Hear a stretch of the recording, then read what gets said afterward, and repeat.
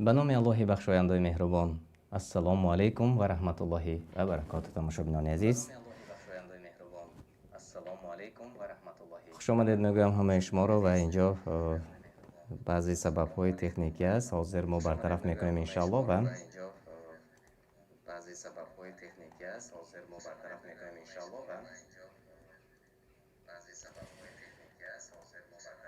خب امیدوارم که صدا همش خوب است، شما میشنوید ما رو.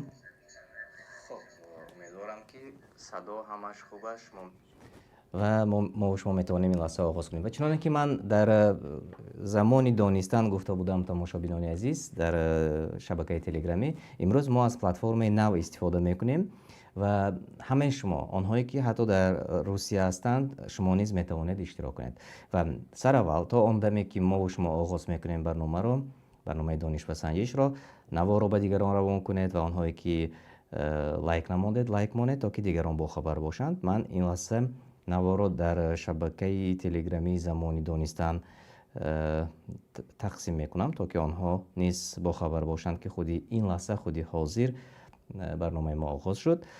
و آن گیم پینی که من این لحظه برای شما پیشنهاد میکنم تماشابینان عزیز بسیار عادی و آسان است و شما طریقی زیر کردنی همون سیلکی که من برای شما روان میکنم میتوانید به بازی ما، بازی دانش و سنجش داخل شود.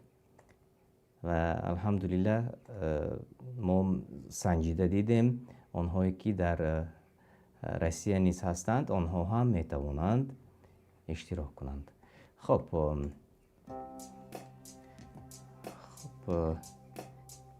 صدایش را میگیریم. به هر حال این لحظه تماشابینان گرامی انا همین گیم پین است، اما با واسطه این نه، بلکه من این لحظه ها زیر چت به شما، خب انشاءالله به شما در زیر چت سیلکه روان میکنم و مدیراتور آن سیلکه رو تقسیم میکند به دیگران و دیگران داخل شدن میگیرند. خب این لحظه ها من در چت نوشته میکنم. خب این لحظه یک لحظه کوتاه، چون امروز یک طریق نو است و امیدوار هستم که همه ما و شما میتوانیم پیوست شویم و بازی کنیم. واقعا انشاءالله امیدوار هستم که بازی خیلی خوب خواهد شد، چون سوالهای عادی و آسان رو انتخاب کردیم. انا همین چیزی که من در چت این لحظه ها روان کردم آن رو شما زیر کنید و در جای نیک نیم که نوشته شده است به خودتان نیک نیم انتخاب کنید. من این لحظه این سیلکه را در تلگرام نیست در زمانی دانستن میپرتایم. آنهایی که در زمانی دانستن هستند مرحمت. ماشاءالله انا الکی آنهایی که حتی ما یاد نداده بودیم داخل میشوند. بسیار خوب. خب سیلکه در چت هست و همچنین باز در تلگرام نیز هست. همه شما میتوانید این لحظه ها داخل شوید.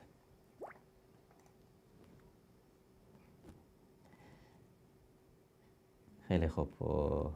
حاریس، دیلشاد، سعید، محمد علی، قاسم عادلیان، عادل، شریف جان خوش آمدید. همه کسا خوش آمدید به برنامه ما. تا برنامه ما چون که معلومات داریم تا 60 نفر میتواند اشتراک کند، اما به هر حال چند نفری که شدیم میتوانیم داخل شویم و بازی کنیم. مهمش آن که امروز آنهایی که در روسیه هم هستند آنها نیز میتوانند، چون اکثریت تماشابین ما از اونجا بودند. خیلی خوب. و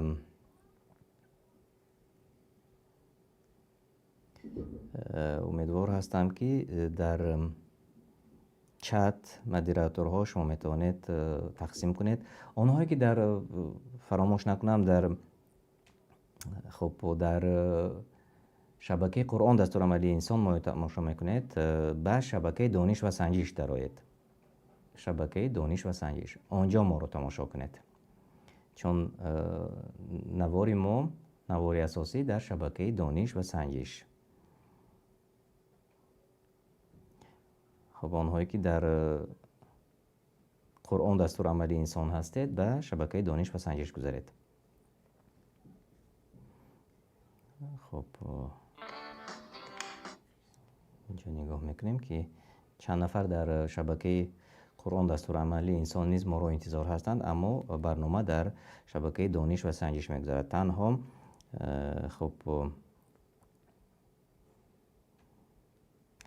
کد نیز در شبکه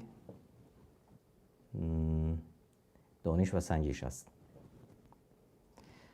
خب مدیراتور رو خواهش میکردم در شبکه قرآن دستورالعملی انسان نوشته کنید که ما در دانش و سنجش هستیم، یعنی در شبکه خودی دانش و سنجش. آنهایی که در قرآن دستورالعملی انسان ما رو تماشا میکنند مرحمت به دیگر گذارید. خیلی خوب، خیلی خوب. این باعث خرسندی است که این لحظه ها ببینید که 15 نفر در برنامه ما اشتراک میکنند و این باعث خرسندی است تماشابینان عزیز. ما میتوانیم بازی شوق آور گذرانیم یک جای با شما. خب قسمت اول رو من این لحظه ها آغاز میکنم و در قسمت دوم آنهایی که دیرتر می آیند آنها نیز اشتراک خواهند کرد. خب بیایید بسم الله آغاز میکنیم و میبینیم که چگونه میگذرد. در جای نیک نیم به خودتان تخلص یگان نام انتخاب کنید و هر کسی که اولین شده جواب میگوید به صفحه پیش میبراید انشالله. یعنی کوشش کنید که زود برابر خواندن سوال جوابش را نوشته کنید. میرویم. قسمت اول. در کدام از این سوره ها حکم های زیادتر است؟ مرحمت.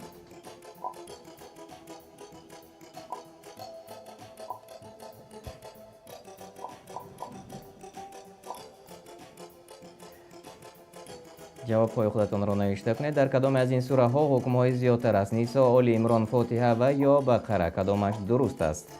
جواب های شما تماشابینان عزیز.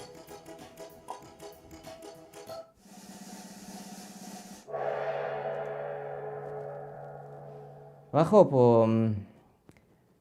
2 نفر جوابی درست گفتند از آنهایی که در برنامه ما این لحظه اشتراک کردند. 2 نفر همگی بقره را انتخاب کردند، 1 نفر فاتحه را، 3 نفر سوره آل عمران گفتند و نیسا 1 نفر. اما جوابی درست این تماشابینان گرامی، جوابی درست این سوره بقره بود، یعنی حکم های زیاد در سوره بقره بود. بیایید اکنون میبینیم که کیها به پیش برآمدند و کیها در جای اول هستند. این لحظه ها نگاه میکنیم.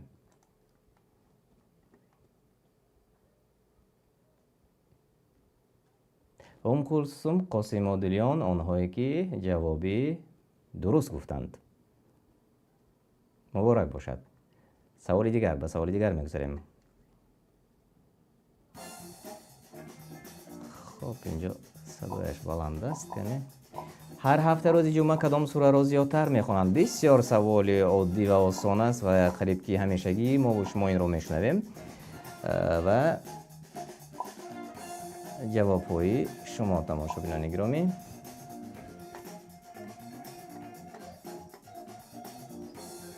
خب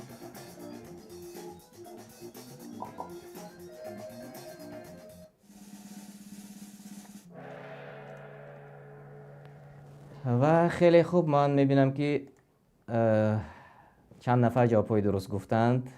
کلثوم، قاسم عادلیان، دلشاد، عبدالله، آنهایی که جوابهای درست گفته. مبارک باشد. بهترین سوره کهف بود.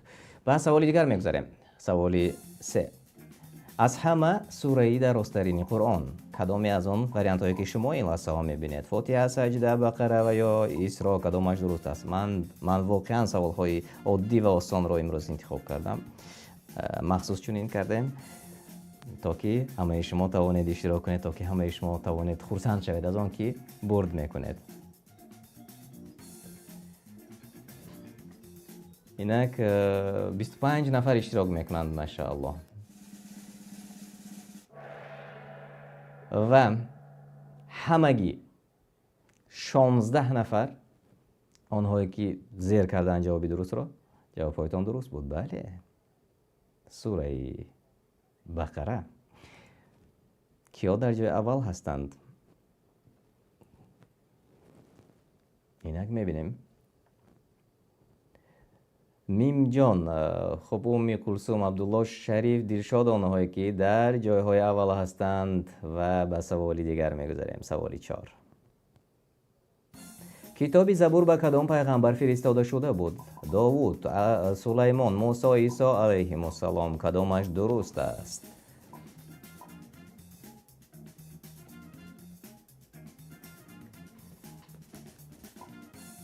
خیلی خوب. و مدیریتور را خواهش میکردم که نوشته کنید، گیم پین رو نوشته کنید، یعنی سیلکه رو نوشته کنید زیر چت، تا که آنهایی که نوکک پیوست شدند آنها نیز داخل شوند به برنامه ما.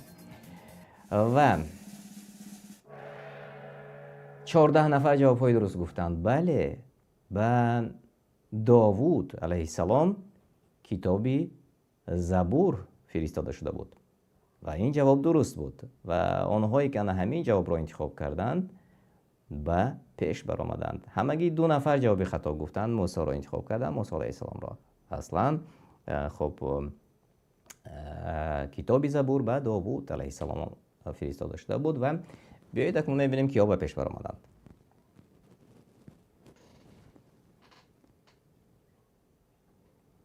خب شریف، یحیی، مسفیره، اسامه، ام کلثوم، آنهایی که در جاهای نمایان و در پیش هستند. مبارک باشد آنهایی که به پیش برآمدند. سوالی 4. نام کدام زن در قرآن آمده است؟ بسیار سوالی عادی و آسان است. مریم، خدیجه، فاطمه و یا مفتونه، کدامش درست است؟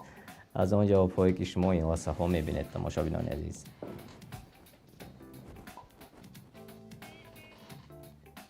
اینک جواب‌های درست. نام کدام زن در قرآن آمده است؟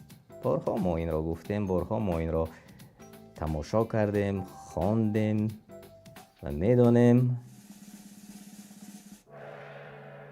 16 نفر همگی جواب‌های درست گفتید. مبارک باشد آنهایی که جواب‌های درست برای ما ارسال کردند. و میبینیم کیها به پیش برآمدند.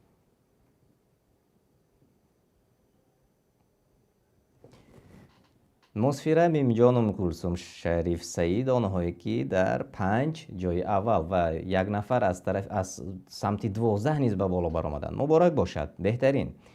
و سوال 6. نه خشم گرفتگانی بر آنها و نه گمراهان. آخران آیت کدامی از این سوره است؟ بقره، فلق، فاتحه و یا ناس. کدامش درست است؟ این ترجمه معنا است. نه خشم گرفتگانی بر آنها و نه گمراهان. آخران آیت کدام از این سوره است؟ هر روز میخوانیم. آیا معنای آن چیزی که میخوانیم میدانیم؟ و میبینیم که کیها میدانند. خیلی خوب. و الله پاک است. ببینید در همین جا نیست. خب بسیار سوالی عادی و سوالی آسان بود، اما نافهمی ها بود. 6 نفر گفتند که سوره فاتحه، 5 نفر سوره فلق گفتند و 5 نفر سوره بقره گفتند. نه خشم گرفتگانی بر آنها و نه گمراهان. آخران آیت کدامی از این سوره ها؟ الله پاک است دوستان عزیز. ببینید سوره را میخوانیم در نماز هر روز سوره فاتحه را، اما ببینید که در جوابش، یعنی در فهمیش آن کوتاهی میکردیم. بله واقعا سوره فاتحه بود و آنهایی که 6 نفری که انتخاب کردن جوابی درست گفتید. و بیایید اکنون میبینیم که ها جواب‌های درست گفتند و که ها به پیش برآمدند. شریف، عبدالله، ام کلثوم، علی، عبدالله، آنهایی که در جاهای بهترین هستند. مبارک باشد، مبارک باشد. و سوال آخران قسمت اول: نه خشم گرفتگانی بر آنها و نه گمراهان. الله در این آیت کی را در نظر دارد؟ یهود و نصارا، خوارج را، مشرکان قریش را و یا نمیدانم. انا همین در آخران آیت سوره فاتحه الله تعالی کی را در نظر دارد؟ کدام جواب از این درست است؟ برای کی است انا همین گفته ها؟ خیلی خوب. و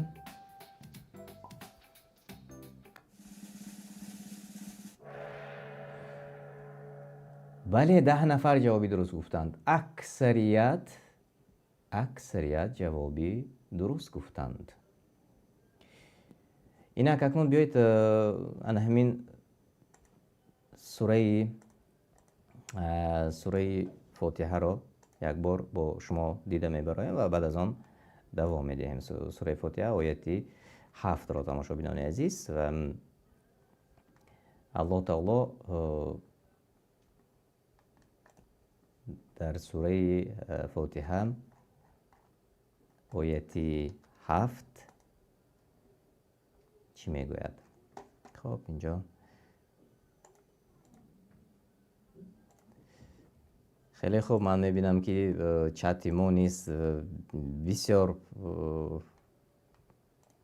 فعال است تماشابینان عزیز. من خیلی خرسند میشم وقتی که شما فعال هستید و کوشش میکنید و در چت نیز جوابهای درستی شما رو من میبینم تماشابینان گرامی قدر و بهترین است. خیلی خرسند میشم از اون که ما و شما این لحظه ها زیاد هستیم و زیاد تماشا میکنیم. و در ترجمه معنا چنین آمده است: راهی کسانی که همچون پیامبران، شهیدان، راستگویان و نکوکاران که بر آنان نعمت داده ای و در زمره غضب شدگان. یعنی در تفسیر آمده است این خب مسیحیان و نصارا و یهودان است. و آنهایی که یهود و نصارا را این لحظه انتخاب کردن 10 نفر همه جوابی درست گفتید.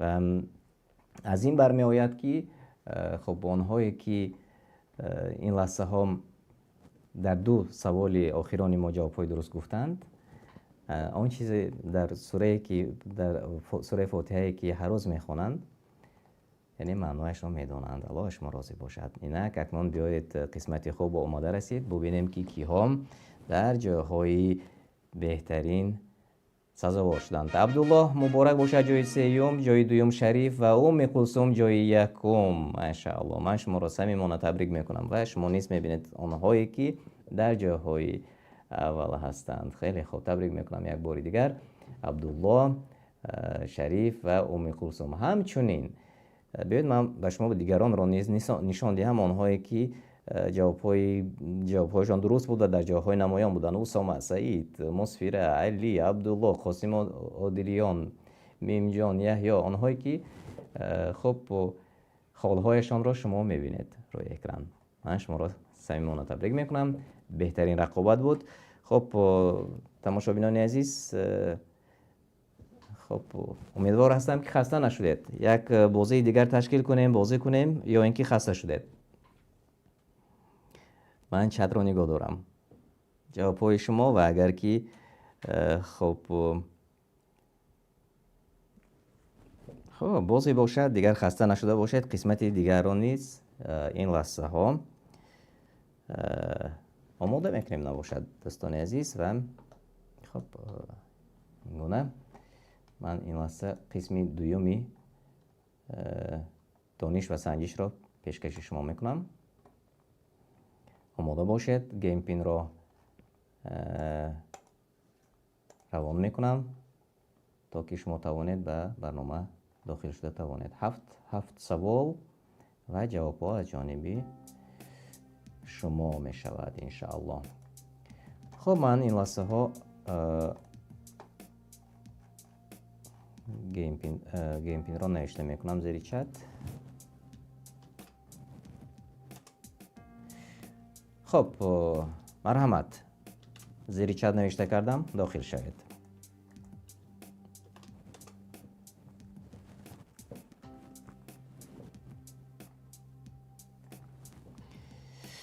خب در زمانی دانستن در تلگرام نیز من میپرتویم انشاءالله تا که آنها نیز داخل شوند.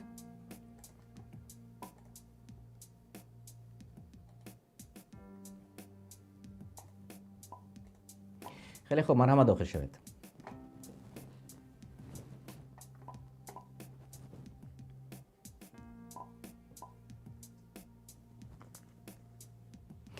خب آنهایی که سوال میدن چگونه داخل شویم، انا همین چیزی که من برای شما روان کردم سلکه، انا همون سلکه رو بالایش یک مراتب زیر میکنید از تلفنتون، یا اینکه اگر دو تلفن داشته باشید از یک تلفن ما رو تماشا میکنید، از تلفن دیگر داخل میشوید و بعد از آن به خودتون نیک نیم انتخاب میکنید، یعنی تخلص به خودتون انتخاب میکنید، نام های خوب مانید و بعد داخل به برنامه میشوید. 16 نفر شدیم ماشاءالله.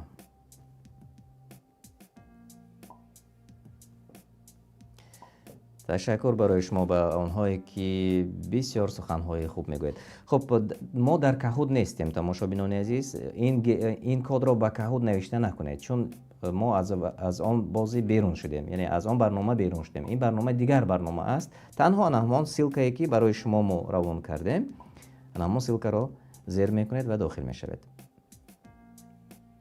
خب از آن نفرانی که بیرون میشوید، وقتی اگر شما داخلی برنامه شدید و شما رو بیرون کرد، شما کد را نوشته کنید 906 36 05. انا همین کد را نوشته کنید داخل میشوید انشاءالله.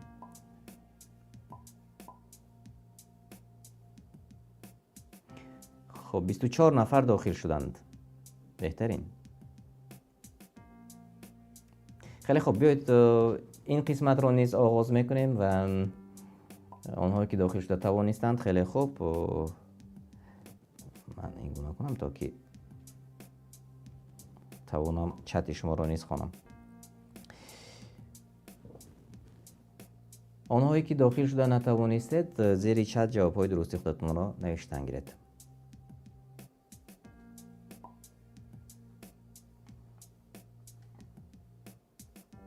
خب چند نفر گفتند که داخل شده نمی شود، یعنی که اگر تلفنتون اندروید باشد شما تنها همون سلکه‌ای که برای شما روان کردیم آن را یک بار زیر میکنید، برابر زیر کردنتون شما میتوانید که داخل شوید، یعنی مشکل ندارد، چون ما سنجیده دیدیم و همین نفرهایی که این لحظه داخل شدند آنها نیز مثل ما و شما هستند و توانستند داخل شوند، یعنی مشکل نیست. مشکل شاید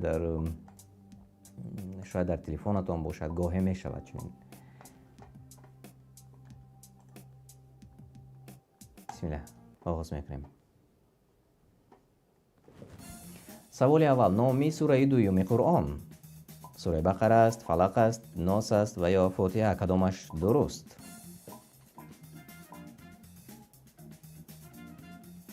بله، جواب های درست در چت ما آمده رسیده لکه از جانب شما تماشابین عزیز. یگان جای شرح نیست، از همه سوالی عادی و سوالی خیلی و خیلی آسان هم هست. تماشابینان گرامی، امیدوار هستم که همه شما توانستید جوابی درست کنید.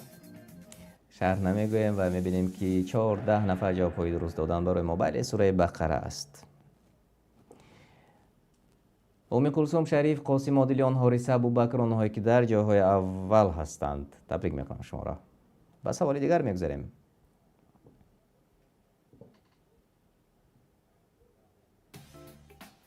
معنای تصنیم چیست؟ موافق به سوره مطففین اگر خطا نکنم، سوره رقم 83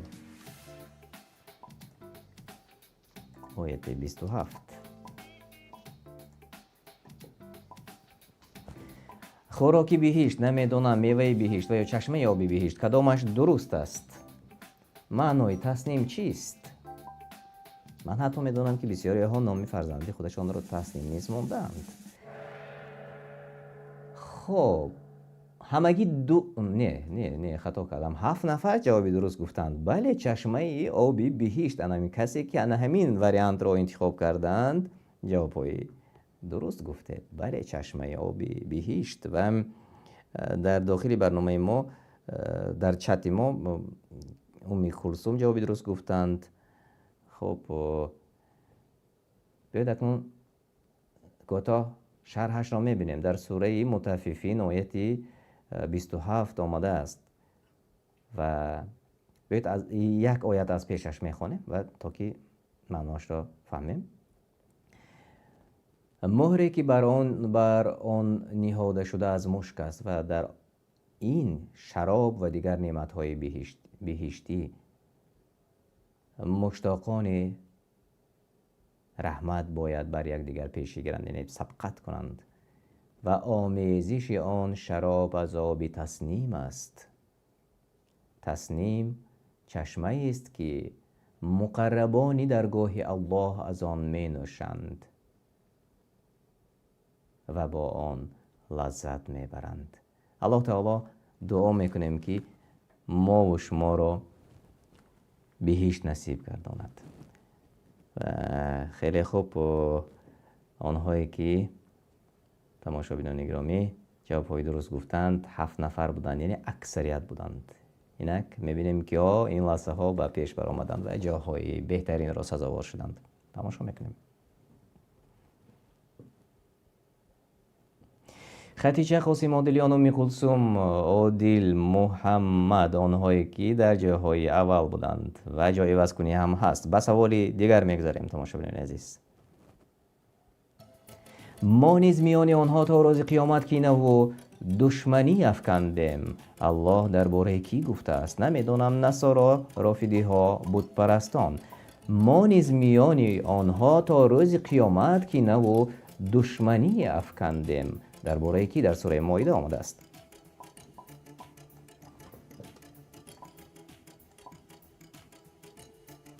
اینک جوابهای شما تماشابینان عزیز جوابهای درست و میبینم که الکی قریب. خب اکنون اینجا میبینیم که چند نفر جوابهای درست گفتند.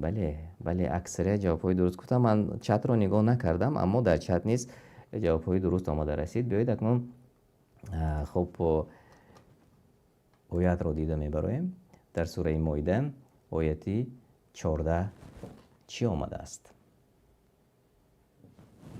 و بعد از آن دوام خواهیم داد انشاءالله.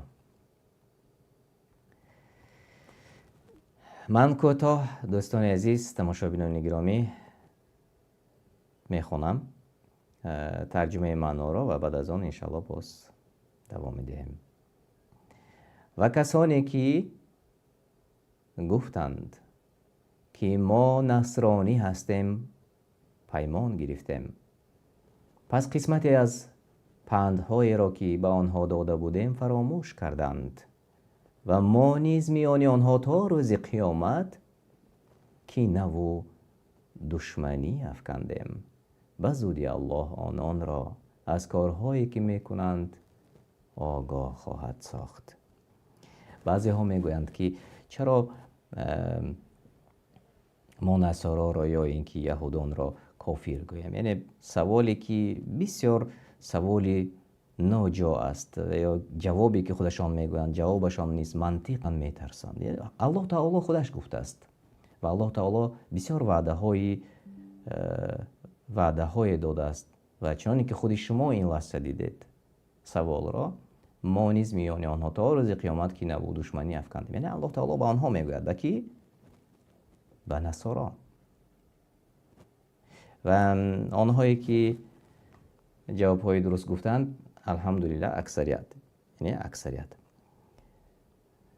خب بیایید نبینیم که ها به پیش بر آمدند.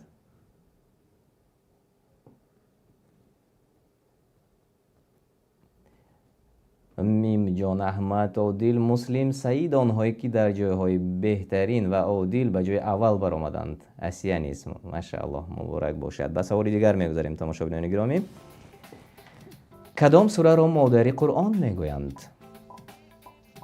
کف، بقره، فاتحه، الرحمن. آنهایی که جواب میگویند و زیر چت نوشته میکنند من میبینم. بله، عمر ابن خطاب جواب شما درست بود، برای درست گفتید. و آنهایی که در داخل برنامه ما نیست فاتحه را انتخاب کردن. جواب شما درست است. بله، سوره فاتحه را مادر قرآن میگویند و آنهایی که همین جواب را انتخاب کردن جوابهایشان درست بود. تماشابینان عزیز، خب خیلی خوب، بیایید اکنون به سوالی دیگر گذاریم.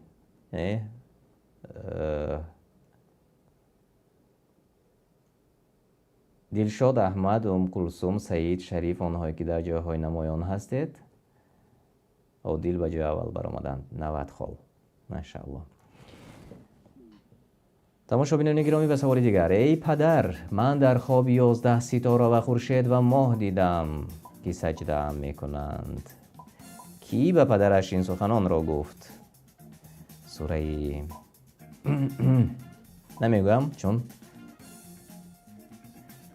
وریانت ها یوسف، اسماعیل، ابراهیم، یحیی علیهم السلام کدامش درست است؟ ای پدر، من در خواب 11 ستاره و خورشید و ماه دیدم که سجده هم میکنند. بله، جوابهای درست رو من میبینم این لحظه. تماشابینان عزیز، خیلی خوب، خیلی خوب. بله، یوسف علیه السلام، جوابهای آنهایی که 12 نفری که انتخاب کردن جوابهای شما درست بود. خب سوره یوسف آیتی 4 را نگاه کنید، یعنی شرحش آنجا است و ما همین آیت را کوتاهش را برای شما خواندیم و ما و شما الحمدلله حتی بعضی ها نوارش را نیست تماشا کردند و خیلی بعضی ها خواندن یعنی همین سوره را خیلی زیاد دوست می‌دارند. خب بیایید ببینیم کیا به پیش برآمدند. سعید، ام کلثوم، شریف، قاسم و دیلیان و بیایید ببینیم که جای اول نصیبی تا حال هم نصیب عادل است. ماشاءالله، خیلی خوب. سوال 6. کی قرآن را نازل کرد؟ وریانت ها: با پیغمبران کم کم آمد. سوال مشکل: فرشتگان و یا الله کدامش درست است؟ کی قرآن را نازل کرد؟ با پیامبران کم کم آمد، فرشتگان و یا سوالی که خیلی مشکل است و یا الله تعالی کدامش درست است؟ جوابهای شما. بله، ام کلثوم، علی عمر، جوابتان درست و در داخل برنامه ما که ها جوابهای درست گفتند 15 نفر. خریف هم اگه جوابهای درست گفتند حاجت به شرح نیست. بله، الله تعالی قرآن را الله تعالی نازل کرده است. و خب تماشابینان گرامی به سوالی آخر میگذاریم.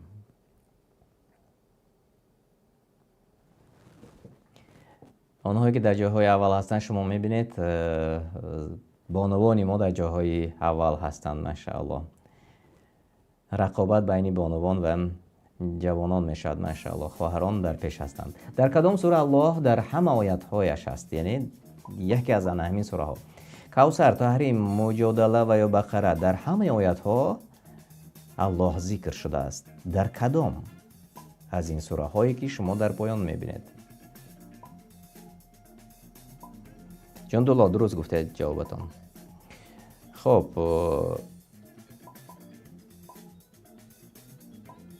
کابوس، بله درست گفتید. خیلی خوب. و اونهایی که مجادله را انتخاب کردند 8 نفر، جوابهای شما درست بود و این نهایتی خب برنامه ما بود و میبینیم که کیها به پیش برآمدند و کیها جاهای اول را سزاوار شدند. و اونهایی که نمیدانستند و هستند چند نفری که جوابهایشان نادرست بود، شما میتوانید سوره مجادله را گشایید و خوانید، آیاتهایش را ببینید و به قول برادری ما که این هم امروز هم یک علم گرفتیم. آنهایی که نمیدانستند دانستن این یک علم است. و خب بیایید اکنون قسمت خوبی برنامه ما آمده رسید. میبینیم که ها به جای بهترین برآمدند و سزاوار شدند. عادل مبارک باشد جای سیوم، ام کلثوم دوم مبارک باشد و قاسم عادلیان ماشاءالله جای اول مبارک باشد. بیایید اکنون ببینیم که ها باز در جایهای نمایان بودند. جای 4 میم جان، شریف جای 5، سعید جای 6، احمد جای 7، 8 خدیجه، علی، آسیه، ابوبکر، مسلم، فرهناز، محمد، مسفیره، دلشاد، حارثه، الله از شما راضی باشد. آنهایی که در جاهای نمایان بودند و آنهایی که جاهای بهترین را سزاوار شدند شما روی اکران میبینید. خیلی خوب تماشابینان گرامی، ما یک چند لحظه را با شما تقریبا 40 دقیقه را با شما خیلی خوب گذرانیدیم و خیلی بازی خوب هم بود. آنهایی که نمیدونند چگونه داخل شده می شود ما خوب برای شما نشان دادیم و داخل شدن خیلی عادی و آسان است. تنها سیلکه را زیر میکنید و داخل به بازی می شود. و امروز الحمدلله آنهایی که در روسیه هستند آنها نیز می توانند در برنامه ما اشتراک کنند. و خب اینجا نوشتند که باز بازی کنیم. شریف جان هستند. خیلی خوب ماشاءالله 50 نفر هستیم. کم هستیم تماشابینان عزیز. لایک هاتون گذارید تا که زیادتر شیم. یک تای دیگر بازی میکنیم. کم هستیم. 50 نفر اگر که 50 دانه لایک مونند آنهایی که تماشا میکنند و آنهایی که در شبکه قرآن دستورالعمل انسان هستید گذارید به شبکه دانش و سنجش. اینجا بازی شوق آور است. بسیار بازی که خیلی شوق آور است. آنهایی که آماده هستند و آنهایی که میخواهند برایشان باز یک بازی دیگر من این لحظه آماده میکنم. و اگر که آنهایی که میخواهید ما رو دستگیری کنید میخواهید که شبکه ما رو دستگیری کنید به شبکه قرآن دستورالعمل انسان داخل شوید و آنجا در یک سطری بالایش سپانسر نوشته شده است نه همون سرپرستیش را انتخاب کنید تا که برای ما در آماده کردن برنامه هایمان کمک نماید. و خب من این لحظه لینکی قسمت سیومی بازی را برای شما پیشنهاد میکنم. اولین شده در چت زمانی دانستن در تلگرام میپرتایم. داخل شوید به تلگرام پرتافتم الکی. خب و در چتی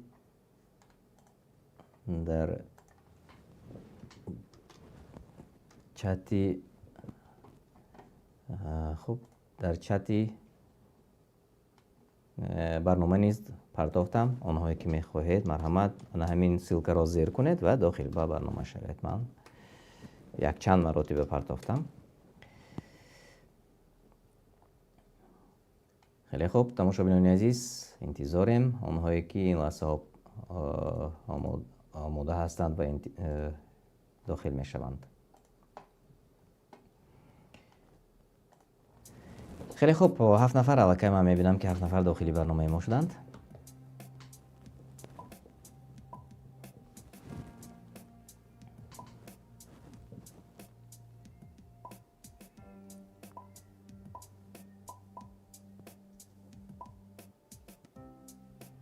انشاءالله تماشابین ما اینجا عادل نوشته کردند که روزانه هم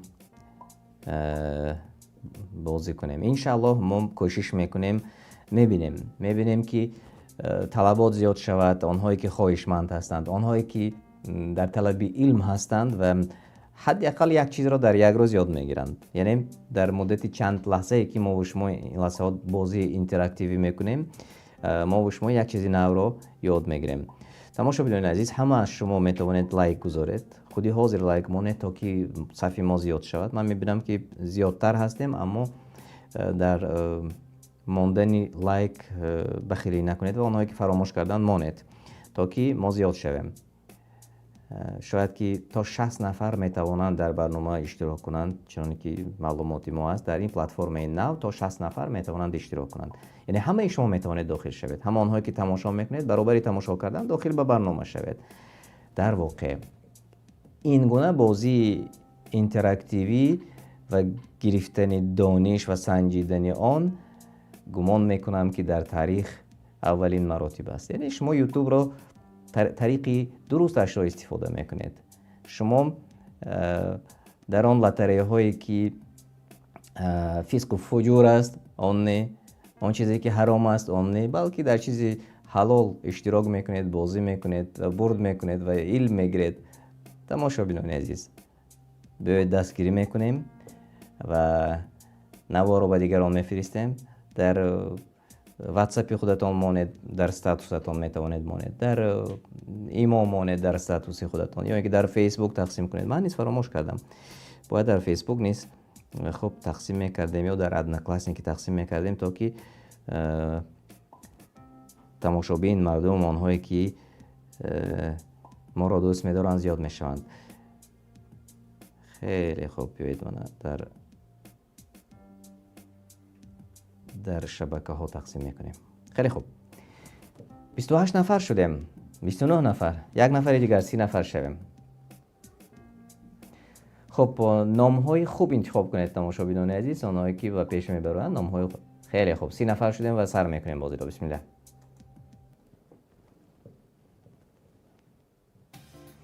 کدام شب بهتر از 1000 شب است؟ القدر، براعت، شب میراج، شب رقیب، کدامش درست است؟ کدام شب از 1000 شب بهتر است؟ سوره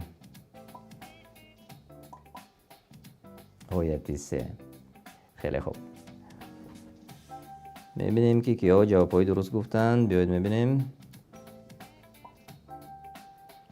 بله غریب جوابی درست گفتید. بله، شب قدر. شب قدر بهتر از 1000 شب است. سوره قدر آیت 3. آنهایی که نمیدونستند معلومات پیدا کردند. خب حاجت به تماشابینان عزیز، حاجت به شرح نیست، چون همه شما سوره قدر رو میخوانید، گوش میکنید و میدونید و در آیت 3 سوره قدر آمده شب قدر بهتر از 1000 ماه است. و کیا به پیش بر آمدن؟ بیاید میبینیم.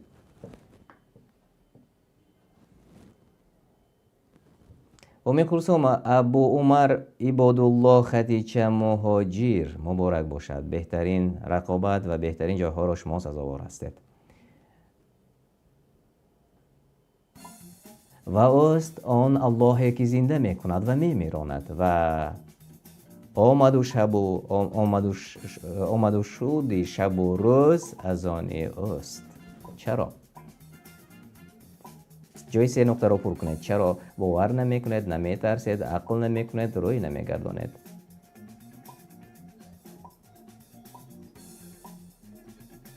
اینک جواب های شما.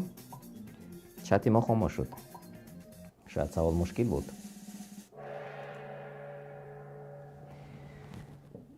و در سوره مومنون آمده است و اوست آن الله که زنده میکند و میمیراند و آمد و رفت شب و روز از اوست. چرا عقل نمیکنید؟ 3 نفر جوابی درست گفتید. 3 نفر جوابی درست گفتید. خیلی خوب. و آنهایی که جوابی درست را گفتند و اینجا یک نفر سوال دادند، اما مدیراتور سبحان الله بله عبدالله، چرا عقل نمی کنید؟ یعنی در سوره مومنون چنین آمده است اوست الله که زنده می کند و می میراند و شب شدن و روز شدن از آن اوست. چرا با عقل در نمی یابید؟ چرا تفکر نمی کنید؟ یک روز وقتی صحبت می کردیم، یک نفری به من گفت هر چیزی که من در کوچه ها می بینم در حیرت می شوم، نگاه می کنم، به اون درخت نگاه می کنم، به اون میوه های درخت که خیلی زیاد است، به اون نگاه می کنم و تفکر می کنم ببینید که الله تعالی چگونه آفریده است، یا اینکه مخلوقاتی که الله تعالی آفریده است اون رو نظر می کنید. هر گونه است، خیلی گوناگون است و انسان در آن عقل می کند و با عقل تفکر می کند چگونه چنین است. و یک خالق هست که این همه را اداره میکند و این است عقل کردن. و چرا عقل نمیکنید؟ خود الله تعالی سوال میکند و آنهایی که میپرسند این چگونه و آن چگونه است. الله پاک است. و خوب تماشابینان گرامی، بیایید و سوال دیگر گذاریم.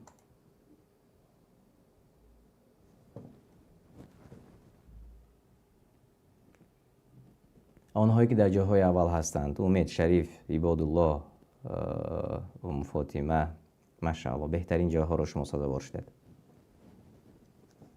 سوال 3. مانند خران وحشی که رمیده از شیر می گریزند، این درباره کی گفته شده است؟ از آتش حرکتی گریختن میکنند، سوال مشکل. کافرانی که از حق میگریزند، منافقان از جنگ میگریزند. کدامش درست است؟ مانند خران وحشی که رمیده از شیر میگریزند. درباره کی هستند همین سخنها؟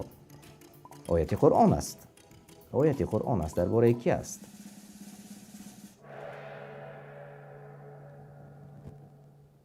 بله، درباره کافرانی که از حق میگریزند. یعنی آنهایی که حق را قبول نمی کنند، آنها را الله تعالی گفته است که مانندی خرانی وحشی که رمیده از شیر میگریزند. ولی کی؟ واقعا یک وقتی که ترجمه معنای نهمین سوره را و نهمین آیت را و این آیت رو از این پیشترش را قبلیش را میخواند، تماشابینان عزیز، واقعا باز هم انسان در آیت هایی که الله تعالی برای انسانیت و آنهایی که به عقل در میابند به آنها روان کرده است تفکر میکند دوباره. الحمدلله این نعمت است که ما و شما میگیریم. پس آن مشرکان را چی شده است که از قرآن و پندهای آن روی گردانند؟ سوال. مانند خران وحشی که رمیده از شیر میگریزند، بلکه هر یک از آن مشرک ها میخواهند که از سوی الله کتابی گشاده به آنها داده شود در روز قیامت. نه چنین است که آنها میپندارند، بلکه آنها از آخرت نمیترسند و به بعث و جزا باور ندارند. یعنی به روز آخرت باور ندارند. نه چنین است که آنها درباره قرآن میاندیشند. البته که این قرآن پند است اگر سعادت خود را بخواهند، سعادت این دنیا و آخرت را.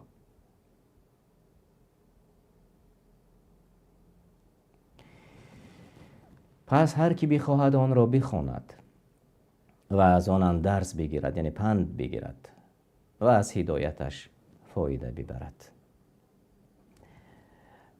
و کیا به پیش برآمدند و جاهای اول را سزاوار شدند؟ بیایید میبینیم. ابو عمر، شریف، ام کلثوم، یحیی، سعید، آنهایی که در جاهای نمایان هستید، مبارک باشد.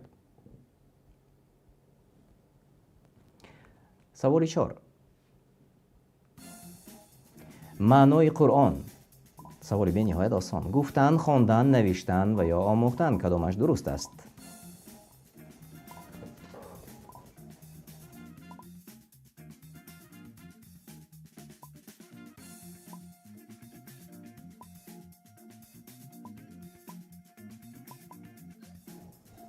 خب من جوابهای درست را میبینم. الکی چندی نفر جوابهای درست گفتند. برای ما معنای قرآن چیست؟ بله، سوال به نهایت آسان بود. بله، و 6 نفر جوابهای درست گفتند. خواندن، بخوان. خیلی خوب، خیلی خوب. جوابهای درست در چت ما اولین شده از جانب علی عمر آمده رسید. خیلی خوب. و اکثریت این جواب‌های درست گفتند. ماشاءالله، الله از شما راضی باشد. تشکر. آنهایی که سخنهای خوب میگوید در چت ما، الله از شما راضی باشد، برکتی بی اندازه برای شما و خاندانتان الله تعالی عطا کند و ما و شما این لحظه ها میبینیم که آب پیش برآمدند و دوام میدهیم. ابو عمر، ام کلثوم، عبادالله، محمد، فرهناز، آنهایی که در جاهای اول هستید. خیلی خوب.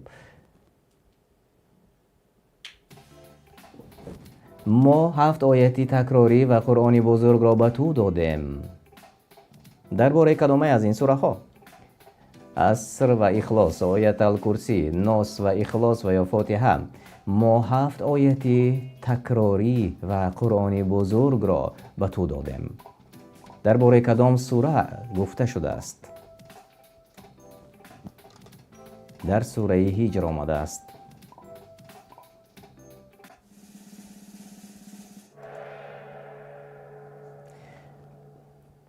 بله، 5 نفر جواب های درست گفتن سوره فاتحه و ما این لحظه یک کوتاه ایستاده میگذاریم تماشابینان عزیز، زیرا ما یک مراتب نیست این به همین مومنت سوال را داشتیم. به آیتی 87 سوره هجر ایستاده میگذاریم. خب، در این آیت آمده است در سوره الهجر: ما براستی به تو سبع المثانی یعنی سوره فاتحه و قرآن بزرگ را دادیم. در دوامش چنین آمده است: اگر بعضی از مردان و زنانشان را به چیز بهره‌ور ساخته ایم، تو به آن نگاه نکن و غم آنها را نخور و در برابر مؤمنان فروتنین خاکسار باش. و سوره 7 آیتی تکراری این سوره فاتحه است و آنهایی که فاتحه را انتخاب کردید شما جواب‌های درست گفتید. و کیا به پیش برآمدند؟ بیاید ببینیم. ام کلثوم، خب کاووس، محمد، دلشاد، فرهناز، آنهایی که در جاهای نمایان هستید شما را تبریک میکنم. بگو آنها که به الله دروغ میبندند دوام دهید. غمگین نمیشوند، نجات نمییابند، رستگار میشوند. کدامش درست است؟ بگو آنها که به الله دروغ میبندند دوام دهید. چی میشود؟ از آن وریانت هایی که شما میبینید.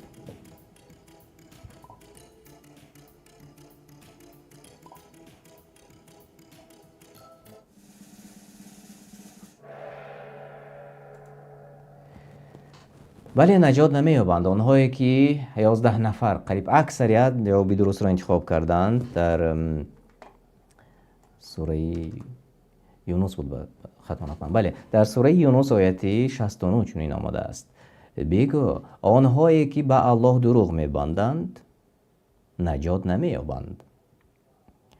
و تفصیلش را میتوانید یا این شرحش را میتوانید در سوره یونس خوانید.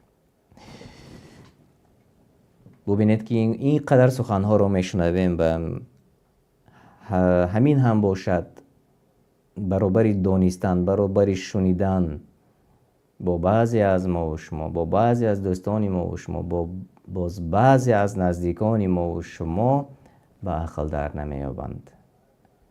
باز هم باور نمی کنند. یا بعضی ها میگویند من به الله باور میکنم اما به چیزی دیگر یعنی دیگر ارکان اسلام باور نمی کنم یا دیگر ارکان ایمان رو قبول نمی کنم و با همین قبول نکردنشان خودشان به الله کافر می شوند. یا الله به راه راست ما و نزدیکان و دوستان و آنهایی که ما دوست می داریم آنها را نیز هدایت کن. و می بینیم که یا پیش بر آمدند. میم جان و کلثوم، یحیی، سعید، شریف، آنهایی که در جایهای نمایان هستید شما را تبریک میگویم. ام کلثوم به جای اول برآمدند. و سوالی آخران قسمتی آخرانی برنامه ما: آگاه باشید دوستان الله تعالی نه ترس خواهند داشت و دوام دهید. نه قهری می شوند، نه ظالم شوند، نه اندوهگین می شوند، نه عذاب می شوند. کدامش درست است؟ آگاه باشید دوستان الله، کی است دوستان الله؟ نه ترس خواهند داشت و دوام دهید. شما کدامش درست است؟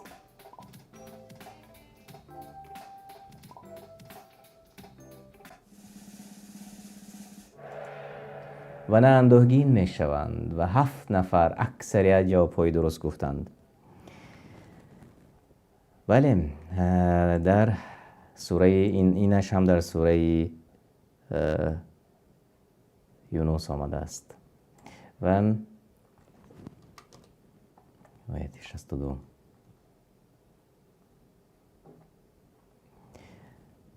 افسوس که هم از ما و شما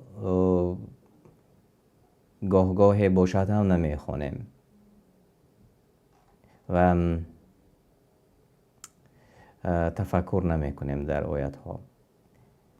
اما واقعا وقتی که انسان میخواند ببینید که در یکی از آیت هایی که قبلا ما و شما آن را دیده برآمدیم، اونجا درباره آنهایی که الله تعالی برایشان نظر نمی کند یا اینکه الله تعالی بر آنها دشمنی اعلان کرد، و در بعضی آیت های دیگر الله تعالی مژده می دهد کی را؟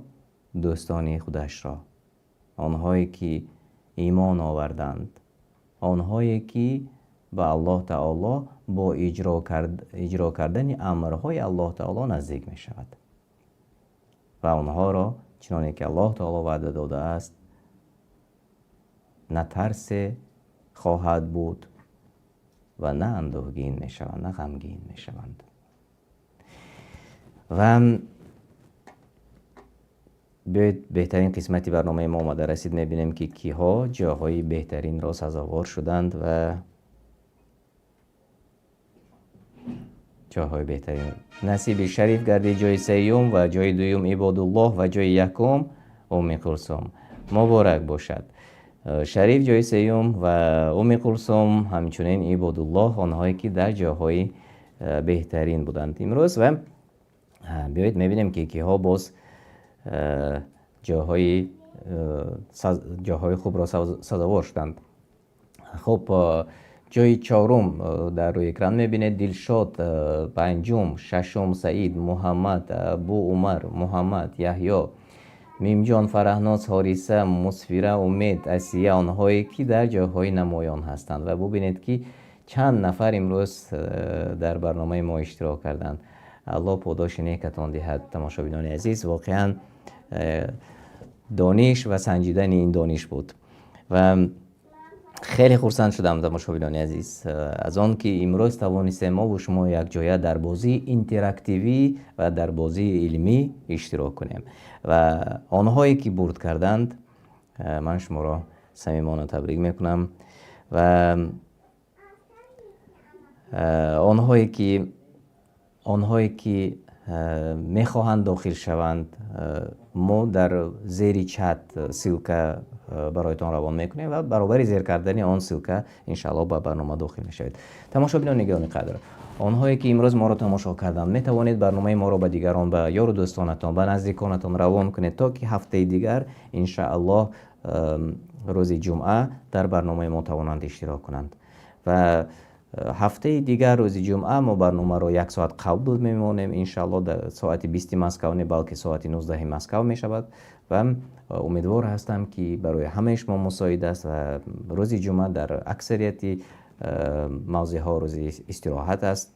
حتی برای اکثریت مردم مسلمان در اروپا نیز روز جمعه روز استراحت است و یعنی بسیاری ها خودشان کارشان را انتخاب میکنند و روزی کاریشان را انتخاب میکنند و خودشان در اروپا و امریکا در بعض جاها روز کارشان را معین میکنند و ما نیز روز جمعه را انتخاب کردیم چون روز استراحت است و انشاءالله ساعت 19 با وقت مسکو هفته دیگر من شما را در برنامه دانش و سنجش انتظار می شوم.